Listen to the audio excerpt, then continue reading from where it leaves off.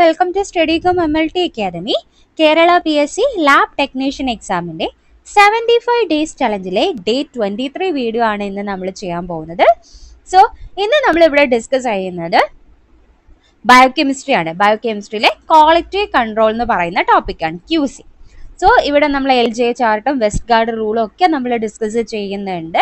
നമ്മളിവിടെ discussion method എന്ന് പറയുന്നത് പ്രീവിയസ് ക്വസ്റ്റ്യൻസ്, അതായത് കേരള PSCയിൽ മുന്നേ ചോദിച്ചിട്ടുള്ള ക്വസ്റ്റ്യൻസ് വെച്ചിട്ട് അത് റിലേറ്റഡ് ആയിട്ടും അല്ലെങ്കിൽ ഇനി ചോദിക്കാനുള്ള ഏരിയയുമാണ് നമ്മളിവിടെ കവർ ചെയ്യുന്നത്. എന്തായാലും നമ്മുടെ സെഷനിലേക്ക് പോവാം. അതുപോലെ തന്നെ നമുക്ക് ഇതേപോലുള്ള കേരള PSCയിൽ ചോദിച്ചിട്ടുള്ള ക്വസ്റ്റ്യൻസ് നിങ്ങൾക്ക് ആവശ്യമുണ്ട് എങ്കിൽ നമ്മൾ ആമസോൺ കിൻഡിൽ ആപ്പ് വഴി നിങ്ങൾക്ക് അത് പർച്ചേസ് ചെയ്യാൻ പറ്റും. അത് ബുക്ക് ആയിട്ടാണ് അവൈലബിൾ ആയിട്ടുള്ളത്. ഒരു 1000 ക്വസ്റ്റ്യൻസ് നമ്മൾ ജസ്റ്റ് 99 rupeesന് നിങ്ങൾക്ക് ക്വസ്റ്റ്യൻസ് വിത്ത് ആൻസർ നമുക്കൊരു ക്വിക്ക് റിവ്യൂവിന് വേണ്ടി, കാരണം നമുക്ക് ഇനി എക്സാമിന് അധികം ടൈം ഇല്ല അല്ലേ. അപ്പോൾ പ്രീവിയസ് ക്വസ്റ്റ്യൻസ് ഒക്കെ വെച്ച് പഠിക്കുക എന്നുള്ളതായിരിക്കും കുറച്ചും കൂടി നമുക്ക് ഈസി ആയിട്ട് ടോപ്പിക് കവർ ചെയ്യാൻ പറ്റുന്ന ഒരു മെത്തേഡ് എന്ന് പറയുന്നത്. സോ അതിനു വേണ്ടി നിങ്ങൾക്കത് യൂസ്ഫുൾ ആയിരിക്കും. സോ നമ്മളുടെ എന്തായാലും നമ്മൾ ക്വസ്റ്റ്യനിലേക്ക് പോവാണ്. First question, inaccurate pipetting belongs to the which of the following? Option A pre analytical errors, option B analytical errors, option C post analytical errors, option D all of the above. അതായത് നമ്മൾ പിപ്പറ്റിങ്ങിന്റെ സമയത്ത് ഉണ്ടാവുന്ന പ്രശ്നങ്ങൾ ഏത് type of error ആണ് എന്നാണ് questions. That is analytical errors. അപ്പൊ എന്താണ് ഈ പ്രീ അനലിറ്റിക്കൽ എറേഴ്സ്, എന്താണ് അനലിറ്റിക്കൽ, എന്താണ് പോസ്റ്റ് അനലിറ്റിക്കൽ എന്ന് അറിയണ്ടേ?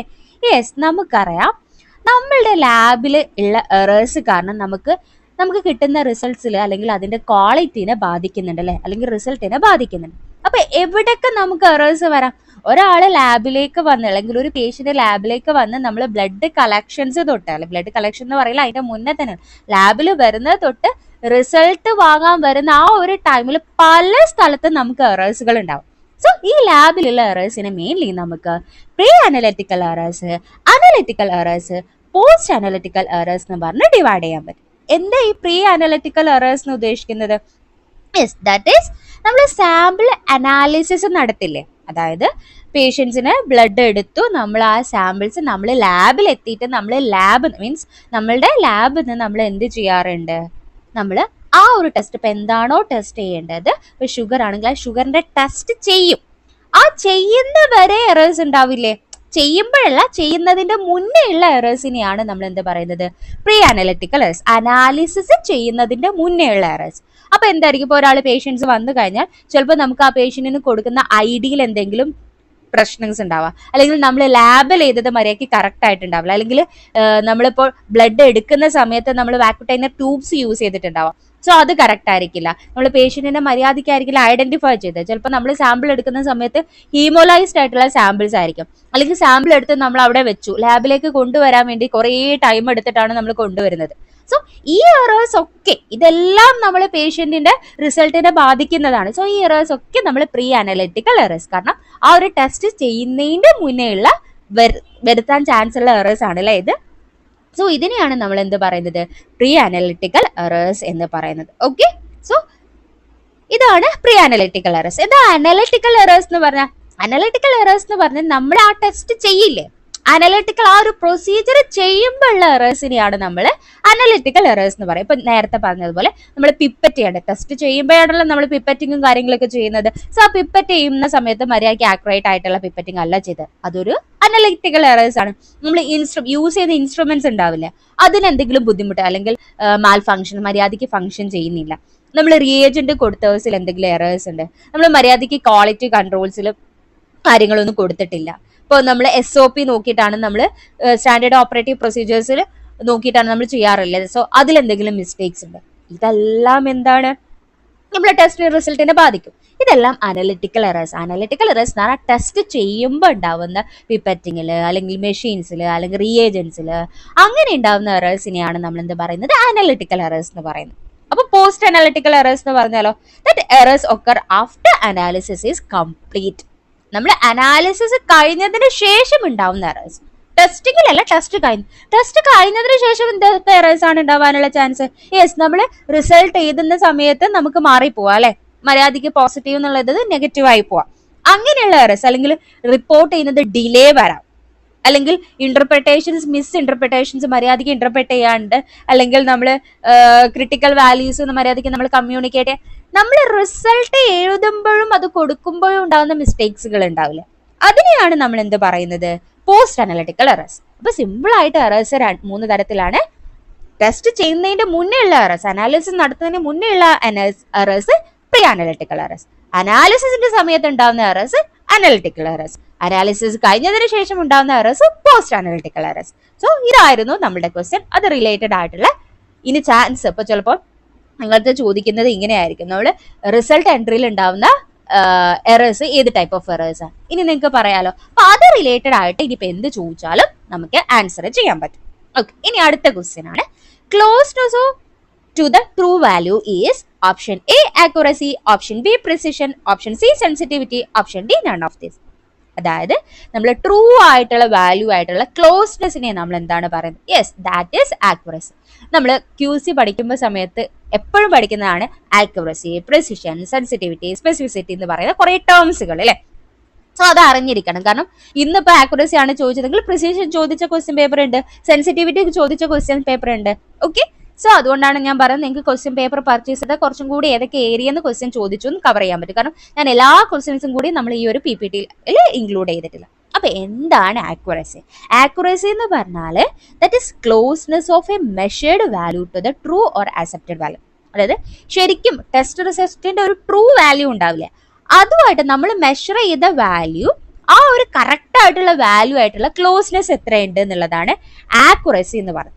അപ്പൊ ശരിക്കും 95 ഷുഗർ 95 ആണ് അതിലുള്ളത് എങ്കിൽ നമുക്ക് കിട്ടുന്നത് 80 70 ആയാൽ അത് ക്ലോസ്ഡ് ആണോ ട്രൂ വാല്യൂ ആയിട്ട്?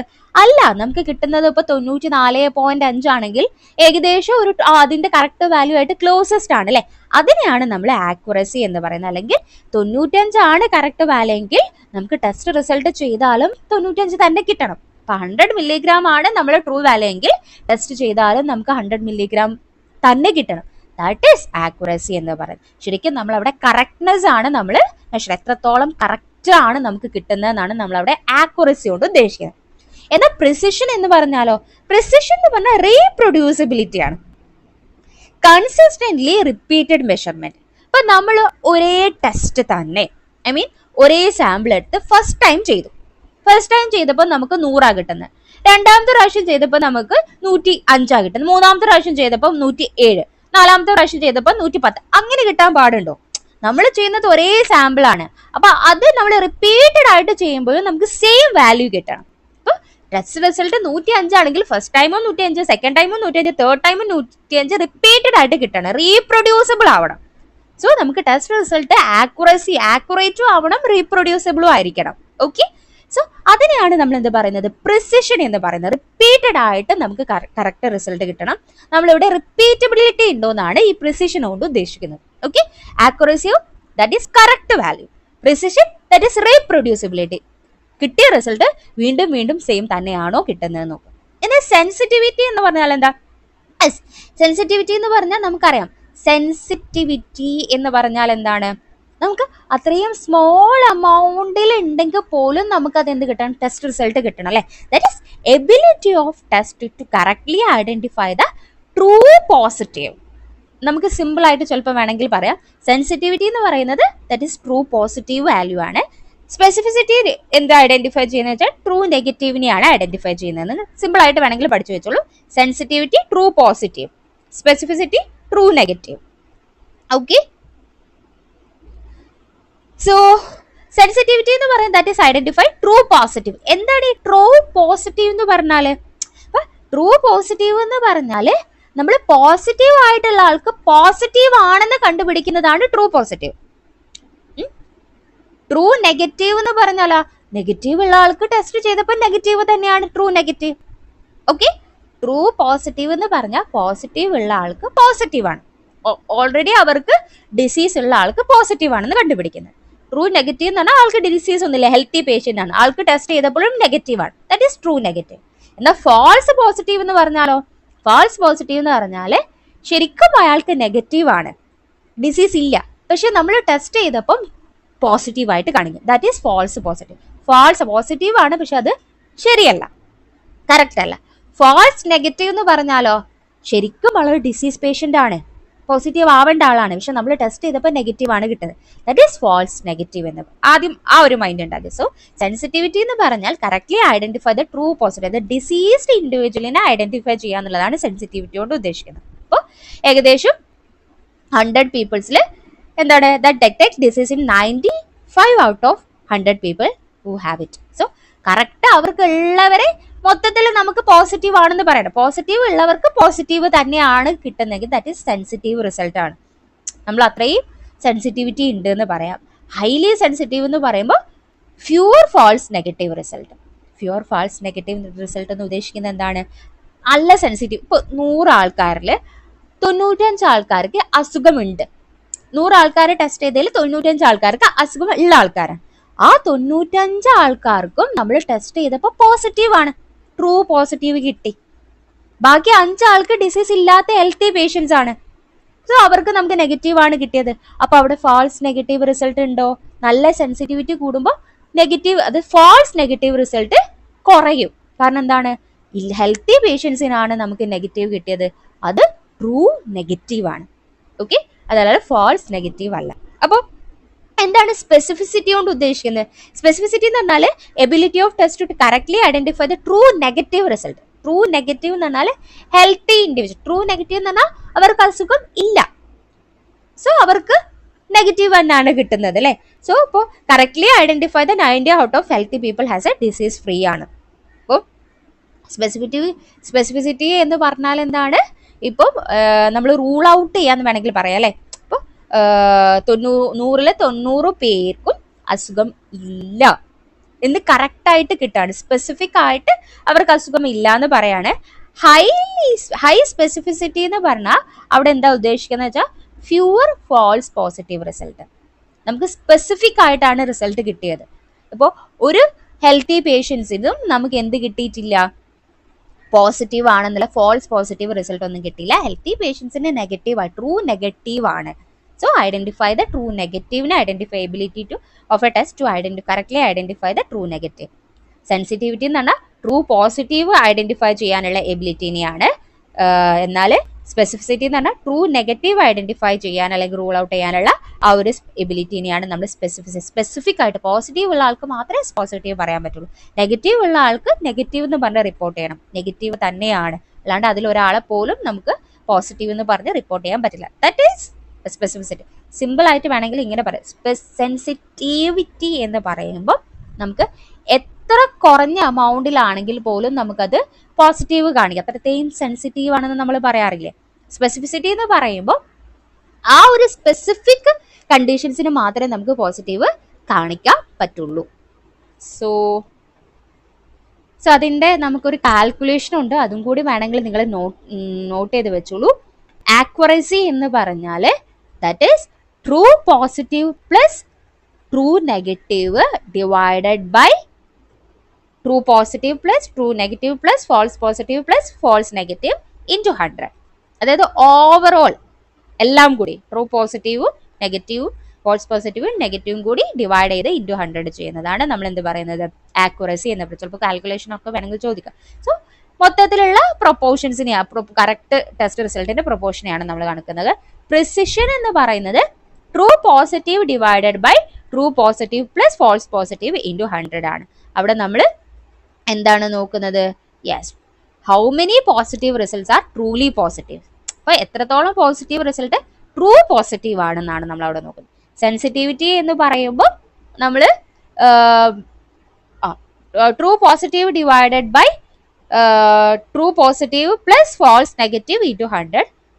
സോ ഇവിടെ നമ്മൾ ഡിറ്റക്ട് ചെയ്യുന്നത് percentage of actual positive correctly identify എന്നുള്ളതാണ്. എത്രത്തോളം നമ്മൾ ആക്ച്വൽ പോസിറ്റീവ് നമ്മൾ ഐഡന്റിഫൈ ചെയ്തു. സ്പെസിഫിസിറ്റി എന്ന് പറയുമ്പോൾ true negative divided by true negative plus false positive into 100 ആണ്.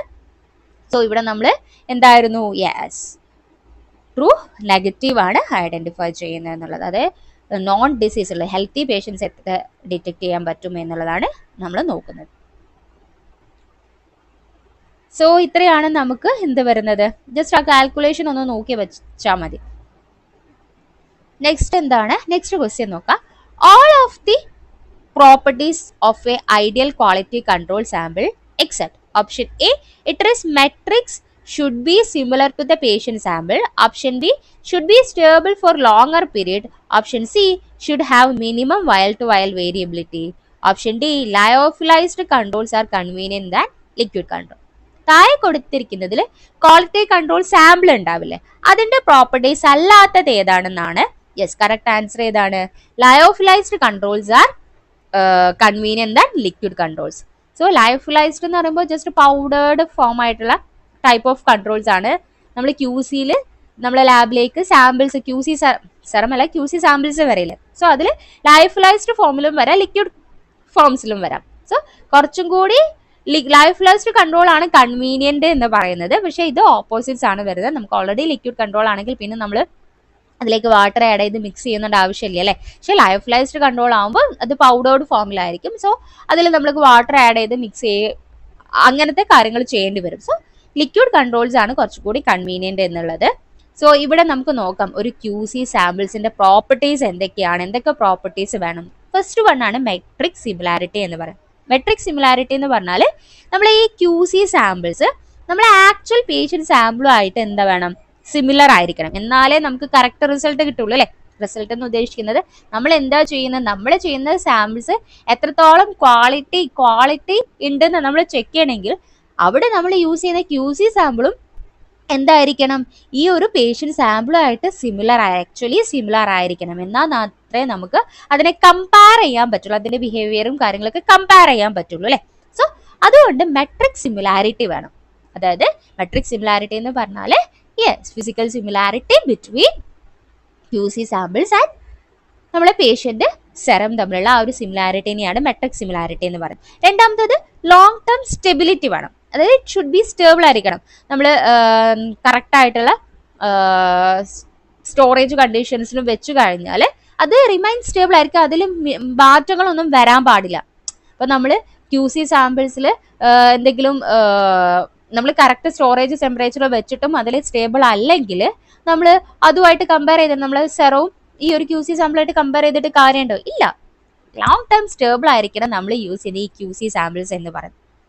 ഓക്കെ, നെക്സ്റ്റ് മിനിമം വയൽ ടു വയൽ വേരിയബിലിറ്റി.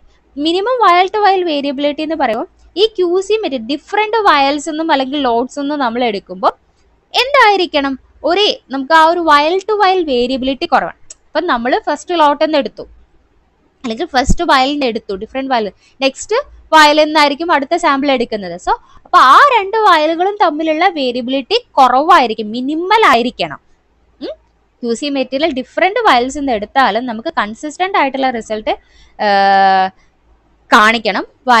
ആ ഒരു വേരിയബിലിറ്റി മാക്സിമം എന്ത് ചെയ്യണം, കുറയ്ക്കണം എന്നുള്ളത്. രണ്ട് ലോട്ട് നിന്ന് എടുത്താലും അല്ലെങ്കിൽ രണ്ട് വയലിൽ നിന്ന് എടുത്താലും ഒരേപോലെ ആയിരിക്കണം എന്നുള്ളതാണ് അതുകൊണ്ട് ഉദ്ദേശിക്കുന്നത്. Next no targets values. അതായത് നമ്മളിപ്പോൾ QC സാമ്പിൾ അല്ലെങ്കിൽ QC സാമ്പിളിൽ യൂസ് ചെയ്യുന്ന ഒരു അനലൈറ്റ്സ് ഉണ്ടാവില്ല, അതിൻ്റെ നമ്മളെ വാല്യൂ എന്ന് പറയുന്നത്, നമുക്ക് കിട്ടുന്ന വാല്യൂ എന്ന് പറയുന്നത് നമുക്ക് ട്രേസ് ചെയ്യാൻ പറ്റുന്ന അല്ലെങ്കിൽ നമുക്ക് ടാർജറ്റ് ചെയ്യാൻ പറ്റുന്ന ഒരു വാല്യൂ ആയിരിക്കണം. എത്രയെങ്കിലും കോൺസെൻട്രേഷൻസും കാര്യങ്ങളും കൊടുത്തിട്ട് കാര്യമില്ല, നമുക്ക് ക്യാരക്ടറൈസ് അല്ലെങ്കിൽ ട്രേസ് ചെയ്യാൻ പറ്റുന്ന ഒരു വാല്യൂ ആയിരിക്കണം എന്നുള്ളതാണ് ഈ നോൺ ടാർജറ്റ് വാല്യൂസ് ഉദ്ദേശം. നമുക്ക് അറിയുന്ന കറക്റ്റ് ആയിട്ടുള്ള വാല്യൂസും ആയിരിക്കണം.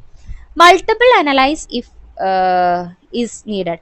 In multi analyte system like പാനൽസിലൊക്കെ ആണെങ്കിൽ സിംഗിൾ അതായത് QC should contain relevant analytes. അതായത് ഇപ്പോൾ നമ്മളിപ്പോൾ പല പാനൽ ടെസ്റ്റുകളും ചെയ്യാറുണ്ട്. പാനൽ ടെസ്റ്റ് എന്ന് പറയുമ്പോൾ ഇപ്പോൾ ഫോർ എക്സാമ്പിൾ ആയിട്ട് നമ്മൾ liver function test, kidney function test, ഇതിലൊക്കെ നമ്മൾ പാനലുകളാണ് ചെയ്യാറ്. ലിവർ ഫംഗ്ഷൻ എന്ന് പറയുമ്പോൾ അതിൽ കുറേ ടെസ്റ്റുകൾ ഉണ്ടാവും അല്ലേ. സോ അങ്ങനത്തെ ആവശ്യമുള്ള സമയത്ത് ഇങ്ങനെയുള്ള മൾട്ടി അനലൈറ്റ്സ് QC എന്താ ആവശ്യം ഉണ്ടാവും, ഇങ്ങനെയുള്ള പാനൽ ടെസ്റ്റുകൾ ഓക്കെ ആയിട്ട് കിട്ടുന്നു എന്നറിയാൻ വേണ്ടി നമ്മൾ അങ്ങനെയും മൾട്ടി അനലൈറ്റ്സ് ഉള്ള QCയും നമ്മൾ എന്ത് ചെയ്യാറുണ്ട്. Next different levels. Different levels എന്ന് പറയുമ്പോൾ should be available in at least 2 level, normal and abnormal, to check the performance across the ranges. കാരണം നമുക്ക് ഇപ്പോൾ നമ്മൾ യൂസ് ചെയ്യുന്ന QC സാമ്പിൾ ചിലത് നോർമൽ ലെവലിൽ ഉള്ളതുണ്ടാവും, അതുപോലെ അബ്നോർമൽ ലെവൽ, രണ്ടും നമ്മൾ അവിടെ ചെക്ക് ചെയ്യണം. ഇപ്പം നമുക്ക് QC ഇപ്പോൾ ഷുഗറിന്റെ ടെസ്റ്റ് ചെയ്യുന്നതാണെങ്കിൽ നമുക്ക് നോർമൽ ലെവൽ ഇപ്പോൾ ഒരു 90 അല്ലെങ്കിൽ ഒരു 100 മില്ലിഗ്രാം ഉള്ള ഒരു QC ചെയ്യുന്ന സമയത്തും ഒരു 200 മില്ലിഗ്രാം ഉള്ള ഒരു കോൺസെൻട്രേഷൻ ഉള്ള ഒരു ക്യൂ സി ചെയ്യുന്നത്. രണ്ട് രീതിയിൽ നമുക്ക് എന്ത് ചെയ്യാൻ പറ്റും, ക്യൂ സി നോർമൽ ലെവലിലും അതുപോലെ ഹൈ ലെവലിലും നമുക്ക് എന്ത് ചെയ്യാം, അവൈലബിൾ ആയിരിക്കണം എന്നുള്ളതാണ്.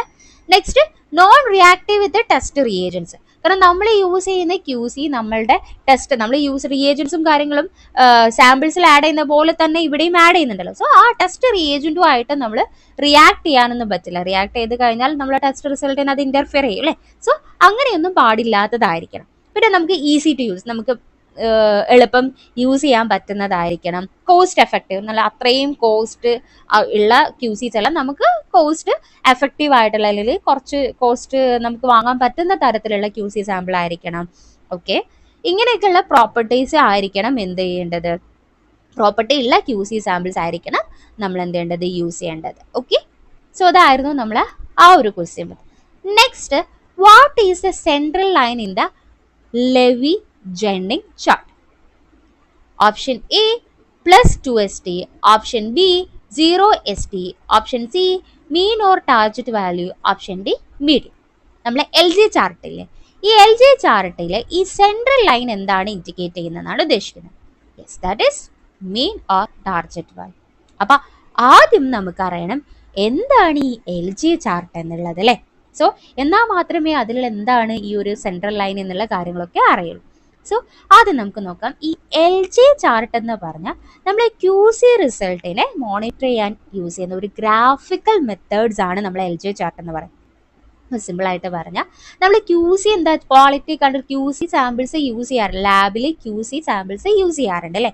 ക്യൂ സി ചിലപ്പോൾ നമ്മൾ രാവിലെ കൊടുക്കും, ഉച്ചക്ക് കൊടുക്കും, അതുപോലെ തന്നെ വൈകുന്നേരം കൊടുക്കും, അല്ലെങ്കിൽ നമ്മൾ ഡെയിലി ഇത് ചെയ്യാറുണ്ട്. ചില ദിവസം ഒരു ദിവസം ഒന്ന് എന്നുള്ള രീതിയിൽ ഡെയിലി ഇത് ചെയ്യാറുണ്ട്. സോ ഈ ചെയ്യുന്ന ക്യൂ സി ക്വാളിറ്റി കൺട്രോൾ നമ്മൾ വെറുതെ ചെയ്തു പോയാൽ മതിയോ, എല്ലാ ദിവസവും ക്യൂ സി കൊടുക്കുന്നുണ്ട്, അതിന്റെ റിസൾട്ട് നമുക്ക് ഈ ഒരു കമ്പയർ ചെയ്യണം. ഒരു മാസം ക്യൂ സി ചെയ്ത് കഴിഞ്ഞാൽ അത് നമ്മൾ കമ്പയർ ചെയ്യണം, നമ്മൾ ക്യൂ സി കിട്ടുന്ന റിസൾട്ടും നമ്മളെ സാമ്പിൾസും കാര്യങ്ങളൊക്കെ ആയിട്ട് നമ്മളത് കിട്ടുന്ന സാമ്പിൾസും കറക്റ്റ് വാല്യൂവും തമ്മിൽ കമ്പയർ ചെയ്യണം. സോ അതിന് ആ ഒരു സമയത്തേക്കുള്ള മൊത്തത്തിലുള്ള ക്യൂ സിനെ കമ്പയർ ചെയ്യാൻ വേണ്ടി അല്ലെങ്കിൽ അതിനെ മോണിറ്റർ ചെയ്യാൻ വേണ്ടി നമ്മൾ യൂസ് ചെയ്യുന്ന ഗ്രാഫിക്കൽ മെത്തേഡാണ് ഈ LG ചാർട്ട് എന്ന് പറയുന്നത്. സോ ഇങ്ങനെ LG ചാർട്ട് വഴി നമുക്ക് പല എറേഴ്സുകൾ, ഇപ്പോൾ റാൻഡം എറേഴ്സും സിസ്റ്റമാറ്റിക് എറേഴ്സുകളൊക്കെ നമുക്ക് എന്ത് ചെയ്യാൻ പറ്റും, ഡിറ്റക്ട് ചെയ്യാൻ പറ്റും. സോ ഇതിൽ നമ്മൾ എങ്ങനെയാണ് ഈ ഒരു ഗ്രാഫ് വരയ്ക്കാമെന്ന് ചോദിച്ചു കഴിഞ്ഞാൽ എക്സ് ആക്സിസിൽ നമ്മൾ റൺ നമ്പർ അല്ലെങ്കിൽ ടൈമാണ് കൊടുക്കാറുള്ളത്. അപ്പോൾ രാവിലെ ഉച്ചയ്ക്ക് രാത്രി അല്ലെങ്കിൽ ഒരു ദിവസം 2 നേരം എന്ന് പറയുമ്പോൾ നമ്മൾ ആ ഒരു 2 ഫസ്റ്റ് കിട്ടുന്ന റിസൾട്ട് രണ്ടാമത് കിട്ടുന്ന റിസൾട്ട് ഇല്ലേ. സോ ആ ഒരു റൺ നമ്പറോ അല്ലെങ്കിൽ ടൈമോ ആണ് നമ്മൾ എക്സ് ആക്സിസിൽ കൊടുക്കുന്നത്. ഇപ്പോൾ ഫോർ എക്സാമ്പിൾ ആയിട്ട് ഡെയിലി 1 ചെയ്യുന്നതെങ്കിൽ day 1, day 2, day 3 അതാണ് നമ്മൾ എന്താണ് എക്സ് ആക്സിസിൽ കൊടുക്കുന്നത്. വൈ ആക്സിസിൽ നമ്മൾ കിട്ടുന്ന കൺട്രോൾ വാല്യൂ, സാമ്പിൾ കൊടുത്താൽ നമുക്ക് കിട്ടുന്ന റിസൾട്ട് ഇല്ലേ. അപ്പോൾ നമ്മൾ ക്യൂ സി സാമ്പിൾ നമ്മൾ മെഷീൻസിൽ കൊടുത്താൽ നമുക്കൊരു റിസൾട്ട് കിട്ടില്ലേ, ഓരോ പ്രാവശ്യം കൊടുക്കുമ്പോൾ കിട്ടുന്ന റിസൾട്ട്, ദാറ്റ് ഈസ് വൈ ആക്സിസിൽ നമുക്ക് വരുന്നത്. സോ എക്സ് ആക്സിസ് നോക്കിക്കേ, എക്സ് ആക്സിൽ ഇപ്പോൾ ഓരോ ഡേയ്സ് ഇട്ടതും വൈ ആക്സിസിൽ നമുക്ക് ഓരോ ദിവസത്തിൽ കിട്ടുന്ന റിസൾട്ടും ആണ് കൊടുക്കുന്നത്. ഇവിടെ നിങ്ങൾക്ക് LG ചാർട്ട് കാണാം അല്ലേ. സോ അങ്ങനെ നമ്മൾ കൊടുക്കുന്ന സമയത്ത് ഇപ്പോൾ എക്സ് ആക്സിൽ ഇപ്പോൾ ഫസ്റ്റ് ഡേ നമുക്ക് എന്ത് ചെയ്തു, ഇപ്പോൾ 246 നമുക്ക് കിട്ടിയത്. ഓക്കെ, അപ്പോൾ ഫസ്റ്റ് ഡേ നമുക്ക് കിട്ടിയ ക്യൂ സി ചെയ്തപ്പോൾ കിട്ടിയത് 246 എങ്കിൽ 246 കൊടുത്തു. സെക്കൻഡ് ഡേ നമുക്ക് കിട്ടുന്നത് അപ്പോൾ 250 ആണെങ്കിൽ നമുക്ക് 250 അവിടെ മാർക്ക് ചെയ്യും. ഇങ്ങനെ നമുക്ക് ഒരു പീരീഡിലേക്കുള്ള ഏകദേശം LG ചാർട്ട് പ്ലോട്ട് ചെയ്യണമെങ്കിൽ മിനിമം 20 വാല്യൂസ് വേണം എന്നാണ് പറയുന്നത് കേട്ടോ. അതൊരു ക്വസ്റ്റ്യൻ ആണ്, LG ചാർട്ട് പ്ലോട്ട് ചെയ്യണമെങ്കിൽ മിനിമം 20 വാല്യൂസ് വേണമെന്നുള്ളത്. സോ ആ ഒരു 20 വാല്യൂസ് വെച്ചിട്ട് നമുക്ക് മിനിമം ആണ് LG ചാർട്ട് ഇങ്ങനെ പ്ലോട്ട് ചെയ്ത് വരും. ഇങ്ങനെ പ്ലോട്ട് ചെയ്തതിന് ശേഷം നമുക്ക് കുറേ കാര്യങ്ങൾ ഇതിൽ കണ്ടുപിടിക്കാനുണ്ട്. വെറുതെ LG ചാർട്ട് പ്ലോട്ട് ചെയ്തിട്ട് കാര്യമില്ല, കുറേ കാര്യങ്ങൾ നമുക്ക് കണ്ടുപിടിക്കാനുണ്ട്. സോ എന്തൊക്കെ കാൽക്കുലേഷൻസ് ആണ് നമ്മളിവിടെ ചെയ്യാൻ, LG ചാർട്ട് ഇങ്ങനെ പ്ലോട്ട് ചെയ്തു നമുക്ക് ഡേയ്സും കിട്ടിയ വാല്യൂവും വെച്ചിട്ട് നമ്മൾ LG ചാർട്ട് പ്ലോട്ട് ചെയ്തതിനു ശേഷം ഫസ്റ്റ് നമ്മൾ കണ്ടുപിടിക്കുന്നതാണ് മീൻ. മീൻ എന്ന് പറഞ്ഞാൽ എന്താണ്, മീൻ എന്ന് പറഞ്ഞാൽ യെസ് ആവറേജ് വാല്യൂ അല്ലേ. ആവറേജ് വാല്യൂ എന്ന് പറഞ്ഞാൽ നമുക്ക് മൊത്തത്തിൽ ഇപ്പോൾ 20 വാല്യൂ ആണ് നമ്മൾ LG ചാർട്ടിൽ നമുക്ക് കിട്ടിയത്, അല്ലെങ്കിൽ 20 ദിവസം നമ്മൾ യൂസ് ചെയ്തിട്ട് 20 വാല്യൂ കിട്ടിയിട്ടുണ്ട്. അപ്പൊ അതിന്റെ മീൻ കണ്ടുപിടിക്കുക എന്ന് പറഞ്ഞാൽ എങ്ങനെയായിരിക്കും, യെസ് ദാറ്റ് ഈസ് മീൻ എന്ന് പറഞ്ഞാൽ എക്സ് ഡാഷ് എന്ന് പറഞ്ഞ് ഇവിടെ കൊടുത്തിട്ടുണ്ട്. Mean is equal to x dash, mean x dash is equal to sigma x by n എന്നാണ് കൊടുത്തിട്ടുള്ളത്. അതായത് നമുക്ക് ടോട്ടൽ കിട്ടിയ വാല്യൂസ് ഇല്ലേ, അപ്പോൾ ഫസ്റ്റ് ഡേ നമുക്ക് കിട്ടിയത് 1. സോ വേണ്ട, ഇവിടെ ഇപ്പോൾ ഫസ്റ്റ് ഡേ കിട്ടിയിരിക്കുന്നത് 246, സെക്കൻഡ് ഡേ കിട്ടിയിരിക്കുന്നത് 250, അങ്ങനെ തേർഡ് ഡേ 251 കിട്ടിയതെങ്കിൽ ആ കിട്ടിയ എല്ലാ വാല്യൂ, ഇവിടെ കൊടുത്തിരിക്കുന്ന എല്ലാ വാല്യൂം കൂടി ആഡ് ചെയ്യുക, എന്നിട്ട് ടോട്ടൽ നമ്പർ കൊണ്ട് ഡിവൈഡ് ചെയ്യാം. അപ്പോൾ 20 വാല്യൂസ് ആണ് നമ്മൾ കിട്ടിയതെങ്കിൽ ആ 20 വാല്യൂം കൂടി ആഡ് ചെയ്ത് 20 കൊണ്ട് ഡിവൈഡ് ചെയ്താൽ നമുക്ക് കിട്ടുന്നതാണ് മീൻ എന്ന് പറയുന്നത്. Okay, yes. അപ്പോൾ വേറൊരു എക്സാമ്പിൾ വെച്ച് പറഞ്ഞുതരാം. അപ്പം നമുക്ക് ടോട്ടല് ഫസ്റ്റ് കിട്ടിയിരിക്കുന്നത് 1 ആണ്, സെക്കൻഡ് ഡേ നമുക്ക് കിട്ടിയിരിക്കുന്നത് 2 ആണ്, പിന്നെയും നമുക്ക് 1 ആണ് കിട്ടിയിരിക്കുന്നത്, സെക്കൻഡ് ഡേ വീണ്ടും 2 ആണ് കിട്ടിയിരിക്കുന്നത് റിസൾട്ട്. സോ ഇങ്ങനെ കിട്ടിക്കഴിഞ്ഞാൽ നമ്മൾ എല്ലാ വാല്യൂം കൂടി ആഡ് ചെയ്യും, ഈ 1 + 2 + 1 + 2 എല്ലാം കൂടി ആഡ് ചെയ്ത് ടോട്ടൽ എത്ര വാല്യൂസ് ഉണ്ട് നമ്പർ നോക്കും, ആ നമ്പർ കൊണ്ട് ഡിവൈഡ് ചെയ്ത് കഴിഞ്ഞാൽ നമുക്ക് മീൻ കിട്ടും. അങ്ങനെ കിട്ടുന്ന മീൻ ആണ് നമ്മൾ ഇവിടെ സെന്ററിൽ മാർക്ക്, അത് ഞാൻ കാണിച്ചു തരാം. സോ അങ്ങനെ മീൻ കാണും. അപ്പോൾ ഫസ്റ്റ് സ്റ്റെപ്പ് എന്താണ്, LJ ചാർട്ട് പ്ലോട്ട് ചെയ്തതിനു ശേഷം മീൻ കാണും. മീൻ കാണുക എങ്ങനെയാണ്, എല്ലാ വാല്യൂം കൂടി കൂട്ടിയിട്ട് ടോട്ടൽ നമ്പർ കൊണ്ട് ഡിവൈഡ്. രണ്ടാമത്തെ നമ്മൾ കാണുന്നത് സ്റ്റാൻഡേർഡ് ഡീവിയേഷൻ. സ്റ്റാൻഡേർഡ് ഡീവിയേഷൻ എന്ന് പറയുന്നത് this is the measure how much the value vary from the mean. അപ്പൊ നമുക്കൊരു മീൻ ഉദ്ദേശിക്കുന്നത് മൊത്തത്തിൽ QC കിട്ടിയിട്ട് നമ്മൾ അതിനെ ടോട്ടൽ ഡിവൈഡ് ചെയ്ത് നമുക്ക് ഒരു ആവറേജ് വാല്യൂ ആണ് കിട്ടുന്നത് അല്ലെ. ആവറേജ് മൊത്തത്തിൽ കിട്ടിയ വാല്യൂന്റെ ഒരു ആവറേജ്, ആ ഒരു ആവറേജ് വാല്യൂന്ന് എത്രത്തോളം വേരിയേഷൻസ് വരുന്നുണ്ട് എന്നുള്ളതാണ് നമ്മൾ ഓരോ കിട്ടുന്ന റിസൾട്ടും എത്രത്തോളം വേരിയേഷൻ വരുന്നുണ്ടെന്നാണ് സ്റ്റാൻഡേർഡ് ഡീവിയേഷൻ എന്ന് ഉദ്ദേശിക്കുന്നത്. അത് കിട്ടാനുള്ള ഫോർമുല ഒന്ന് പഠിച്ചു വെച്ചോളൂ. √σx-x' divided by n-1. n എന്ന് പറഞ്ഞത് നേരത്തെ പറഞ്ഞതുപോലെ തന്നെ നമ്പർ ഓഫ് വാല്യൂസ് ആണ്. എക്സ് എന്ന് ഉദ്ദേശിക്കുന്നത് ഇപ്പൊ നമുക്ക് 20 ദിവസമാണെങ്കിൽ 20 ദിവസം നമ്മൾ ചെയ്തിട്ടുണ്ടെങ്കിൽ എക്സ് എന്ന് പറയുന്നത് ഫസ്റ്റ് ഡേയിൽ കിട്ടുന്നത്. അപ്പോൾ എക്സ് ഫസ്റ്റ് സിഗ്മ എന്ന് ഉദ്ദേശിക്കുന്നത് ഇവിടെ സം ഓഫ് എന്നാണ് കേട്ടോ, സം ഓഫ് എന്നാണ് ഉദ്ദേശിക്കുന്നത്. സോ എക്സ് എന്ന് പറഞ്ഞ ഫസ്റ്റ് ഡേ കിട്ടിയ വാല്യൂ മൈനസ് x' എന്ന് പറയുന്നത് നമുക്ക് മുകളിൽ കിട്ടിയ മീൻ വാല്യൂ ഓൾ സ്ക്വയർ ചെയ്യുക ഡിവൈഡഡ് ബൈ, അങ്ങനെ സമ്മ് കൂട്ടി പോകണം. ഇപ്പോൾ ഫോർ എക്സാമ്പിൾ പറഞ്ഞു തരാം. ഈ സ്റ്റാൻഡേർഡ് ഡീവിയേഷൻ ചെയ്യുന്ന കാൽക്കുലേഷൻ എന്ന് പറഞ്ഞാൽ സ്റ്റാൻഡേർഡ് ഡീവിയേഷൻ ഇപ്പൊ നമുക്ക് 2 ദിവസത്തെ വെച്ചിട്ട് ചെയ്യാം, അല്ലെങ്കിൽ 3 ദിവസത്തെ വെച്ചിട്ട് ചെയ്യാം. ഫസ്റ്റ് ഡേ നമുക്ക് കിട്ടിയിരിക്കുന്ന വാല്യൂ, ഇവിടെ നമുക്ക് ഫസ്റ്റ് ഡേ കിട്ടിയിരിക്കുന്ന വാല്യൂ 1 ആണ്. സെക്കൻഡ് ഡേ ഓക്കെ, മറ്റൊരു എക്സാമ്പിൾ ഓൾറെഡി എക്സാമ്പിൾ ഞാൻ ഇവിടെ ഇൻക്ലൂഡ് ചെയ്തിട്ടുണ്ട്, അത് വെച്ചിട്ട് പറഞ്ഞുതരാം. ഓക്കെ, ഫസ്റ്റ് ഇതാ എക്സാമ്പിൾ ഇവിടെ കൊടുത്തിട്ടുണ്ട്. നമുക്ക് കിട്ടിയിരിക്കുന്ന ടെസ്റ്റ് റിസൾട്ട് ഏതൊക്കെയാണ്? യെസ്, 98, 102, 100, 101, 99. ഇതാണ് നമുക്ക് കിട്ടിയിരിക്കുന്നത് 5 ദിവസം കിട്ടിയിരിക്കുന്ന വാല്യൂ. സോ ഇവിടെ നമ്മൾ മീൻ എങ്ങനെയാ കണ്ടുപിടിക്കുക? മീൻ കണ്ടുപിടിക്കാൻ ഈ 5 ദിവസം കിട്ടിയിരിക്കുന്ന വാല്യൂം കൂടി ആഡ് ചെയ്തു. 98 + 102, 100 + 101 + 99 ഡിവൈഡഡ് ബൈ എത്ര വാല്യൂ ഉണ്ട്? 5 വാല്യൂ ഡിവൈഡഡ് ബൈ 5 = 500/5 = 100. സോ അപ്പൊ നമുക്ക് കിട്ടിയിരിക്കുന്ന മീൻ എത്രയാണ്? 100 ആണ്. അപ്പൊ മീൻ കണ്ടുപിടിക്കാൻ എല്ലാവർക്കും അറിയാം. ഇനി രണ്ടാമത് നമ്മൾ കണ്ടുപിടിക്കേണ്ടത് that is standard deviation. Standard deviation എന്ന് പറയുമ്പോൾ നമ്മൾ ഇക്വേഷൻ എന്തായിരുന്നു? ഇക്വേഷൻ എന്ന് പറയുന്നത് standard deviation is equal to √(x-x' whole square divided by n-1. ഇവിടെ x-x' സമ്മുകളാണ്, അതായത് 5 ദിവസം കിട്ടിയതും x-x' ചെയ്യണം. അപ്പോൾ ഫസ്റ്റ് ഡേ കിട്ടിയത് 98 ആണ്, മൈനസ് x' എന്തായിരുന്നു? x' എന്ന് പറഞ്ഞാൽ നമ്മളെ മീൻ, -100 ഹോൾ സ്ക്വയർ പ്ലസ് രണ്ടാമത്തെ ദിവസം 102 ഡിവൈഡഡ് ബൈ മൈനസ് മീന് ഹോൾ സ്ക്വയർ, ഇങ്ങനെ ആഡ് ചെയ്ത് പോയി ഡിവൈഡഡ് ബൈ n-1. n എന്ന് പറഞ്ഞാൽ ടോട്ടൽ നമ്പർ, അപ്പോൾ 5 - 1. അപ്പോൾ ടോട്ടൽ നമുക്ക് അവസാനം എങ്ങനെ കിട്ടി? യെസ്, √2.51.58 എന്നുള്ള ആ ഒരു രീതിയിൽ നമുക്ക് ആൻസർ കിട്ടും. സോ ഇവിടെ ഞാൻ കിട്ടിയ ആൻസർ ഒന്നുമില്ല, ജസ്റ്റ് ആ ഒരു മെത്തേഡ് എങ്ങനെയാണ് അത് ചെയ്യേണ്ടത് എന്നുള്ള കാര്യം മാത്രമേ പറഞ്ഞിട്ടുള്ളൂ. അപ്പോൾ സ്റ്റാൻഡേർഡ് ഡീവിയേഷനും നമുക്ക് കിട്ടി, എന്തും കിട്ടി, ഇതും കിട്ടി. സോ അതിനുശേഷം ആദ്യം മീനും കണ്ടെത്തി, സ്റ്റാൻഡേർഡ് ഡീവിയേഷനും കണ്ടെത്തി. സ്റ്റാൻഡേർഡ് ഡീവിയേഷൻ നമുക്ക് ഇവിടെ കിട്ടിയിരിക്കുന്നത് എത്രയാണ്?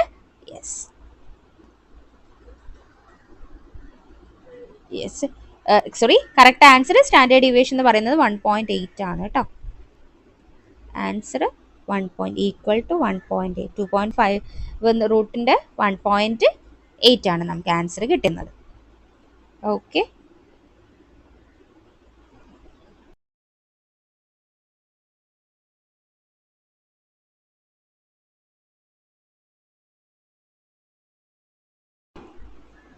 ഓക്കെ, നമുക്ക് ഇവിടെ കിട്ടിയത് ആൻസർ 1.58 ആണ് സ്റ്റാൻഡേർഡ് ഡീവിയേഷൻ കിട്ടിയത്, 100 മീനും.